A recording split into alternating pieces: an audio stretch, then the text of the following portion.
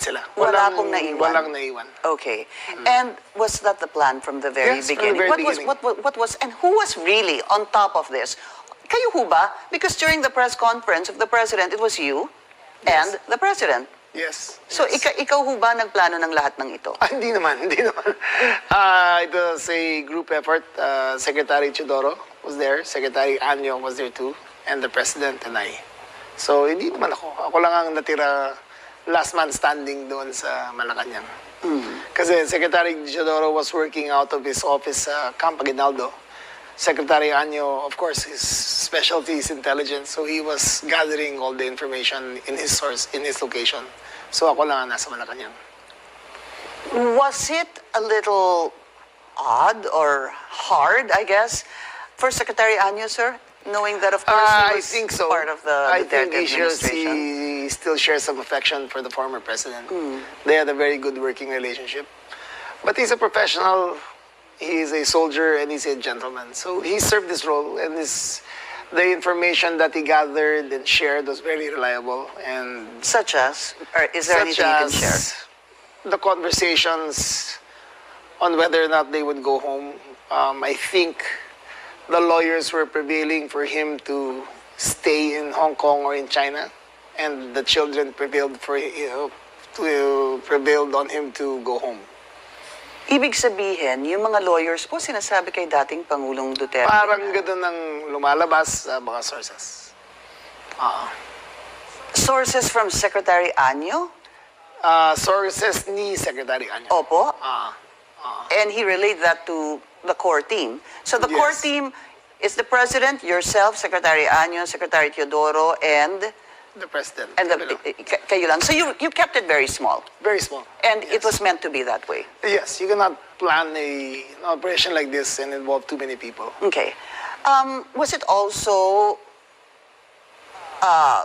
siguro, parte ho ba talaga ng plano na not to give the media any information? Because nobody really was talking to the media during that day. Yes, that was deliberate on our part.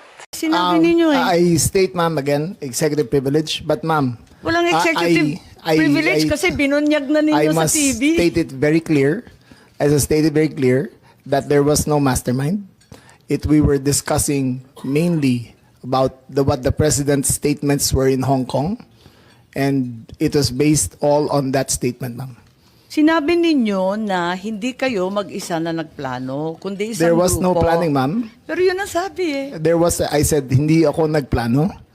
Marami May kaming- isang grupo na Ang nagplano. we were all talking about a rumor, ma'am, and that was all. Rumor lang yon. Yes, ma'am. Group effort ang sabi mo eh. Ang tanong niya kung ikaw ang nagplano, tapos sabi mo, There was no hindi, planning, group ma'am. effort. There was no planning, ma'am.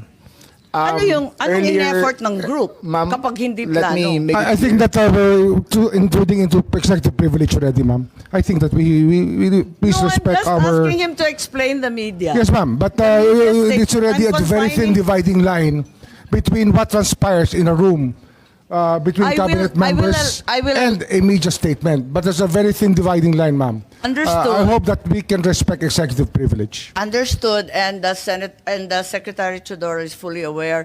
Every time there's a need to recess to executive session, I'm happy to do so, and I will do so when necessary. Pero ngayon, sinabi kasi sa TV, paliwanag naman ninyo sa atin kung ano ibig sabihin. Kasi ang sinabi, hindi ako mag-isa na nagplano, may grupo kami. They asked me if I had planned it. Sabi ko, I did not.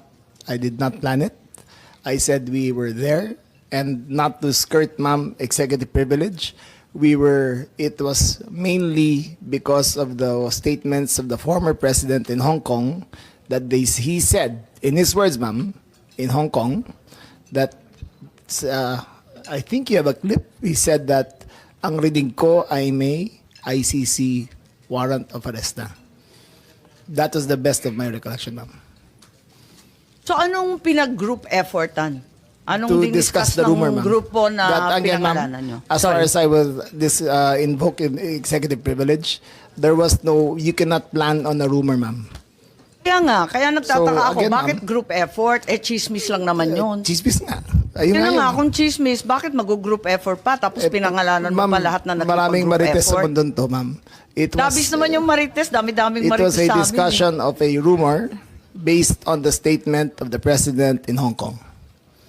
Nakakatuwa lang dahil chismis lang pala eh. Bakit sesentensyahan yung tao sa base ng chismis? It was a discussion of a rumor based on the statement of the president in Hong Kong.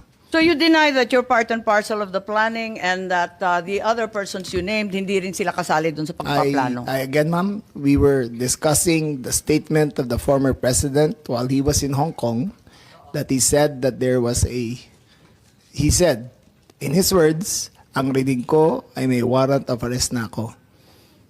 So that was the only basis of the conversation, ma'am. So ito yung group effort ninyo? Yes, ma'am. Pinagtulong-tulungan ninyo yung isang bahagyang chismis? It was, ma'am, all of that is, again, the statement of the former president.